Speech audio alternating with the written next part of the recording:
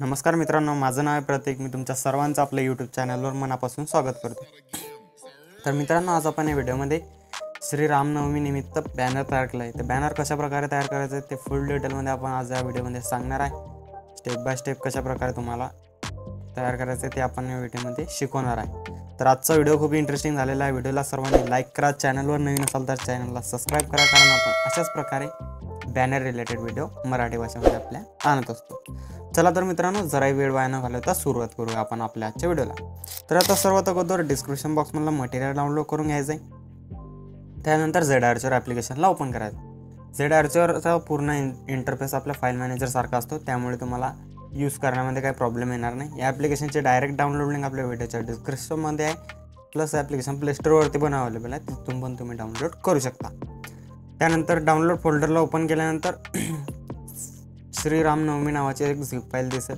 Zip फाईलवरती click करून extract your ऑप्शनवरती click करायचं आहे। त्यानंतर इथे पासवर्ड मागेल, तर पासवर्ड व्हिडिओमध्ये समोर दिलेला आहे, त्यासाठी व्हिडिओ जरा स्किप न करता बघायचा आहे। पासवर्ड टाकून झालं ओकेवरती क्लिक करायचं आहे। बघू शकता अशा प्रकारे श्री रामनवमी नावाची PLP फाईल असलेलं फोल्डर तयार झाले।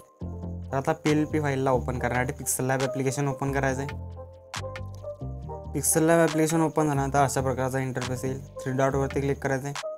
ओपन .plp फाईलवरती क्लिक करून .plp वरती क्लिक करायचं आहे आणि आपण ज्या फोल्डरमध्ये फाईल एक्स्ट्रॅक्ट केली होती त्या फोल्डरला ओपन करायचं आहे। फोल्डर ओपन झाल्यानंतर फाईलवरती क्लिक करून ओपन अँड ॲड ऑप्शनवरती क्लिक करायचं आहे। बघू शकता काय अशा प्रकारे आपली PLP फाईल एकदम खतरनाक प्रकारे इथे ओपन झालेली आहे। तर यामध्ये आता लेअरवरती क्लिक केलं तर तुम्ही सर्व एडिटेबल लेअर आहे, तुम्ही हवं त्या प्रकारे एडिट करू शकता।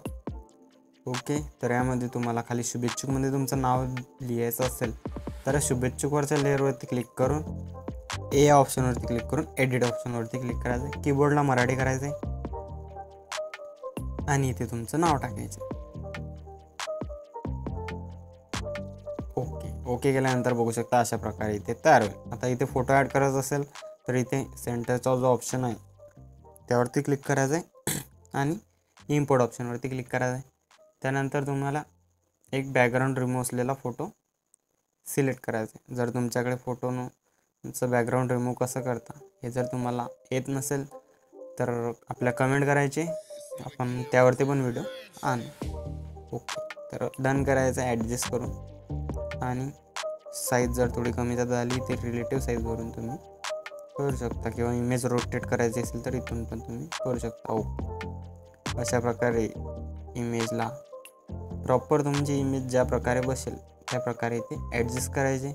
ॲडजस्ट झाल्यानंतर तुम्हाला जर वॉटरमार्क माझे काढून टाकायचे असले काढायचे आणि तुमचे वॉटरमार्क लावायचे। इथून 2 लेअर दिलेले आहे, वरतीच्या याला लॉक लावलेला नाही, त्या लेअर आहे वॉटरमार्कच्या। बाकी चेंज करायचं असेल तर तुम्ही करू शकता। आता हे सेव्ह करण्यासाठी 3 डॉटवरती क्लिक करून एक्सपोर्ट इमेज ऑप्शनवरती क्लिक करायचं, कस्टमला अल्ट्रावरती ठेवून सेव्ह टू गॅलरी ऑप्शनवरती क्लिक करायचं आहे। याने तुमचं बॅनर फुल HD क्वालिटीमध्ये तुमच्या गॅलरीमध्ये सेव्ह होईल। तर व्हिडिओ आजचा कसा वाटला आहे कमेंट करून नक्की सांगायचं। बॅनर आवडला असेल तर व्हिडिओला लाईक करा आणि कमेंट करून सांगा बॅनर कसा वाटला आहे। तर आजच्या व्हिडिओमध्ये एवढंच होतं मित्रांनो। भेटूया अशा नवीन आणि इंटरेस्टिंग व्हिडिओमध्ये। तोपर्यंत चॅनलवरचे बाकीचे व्हिडिओ बघत राहा आणि एडिटिंग करायला शिका। जय हिंद, जय महाराष्ट्र, जय श्रीराम।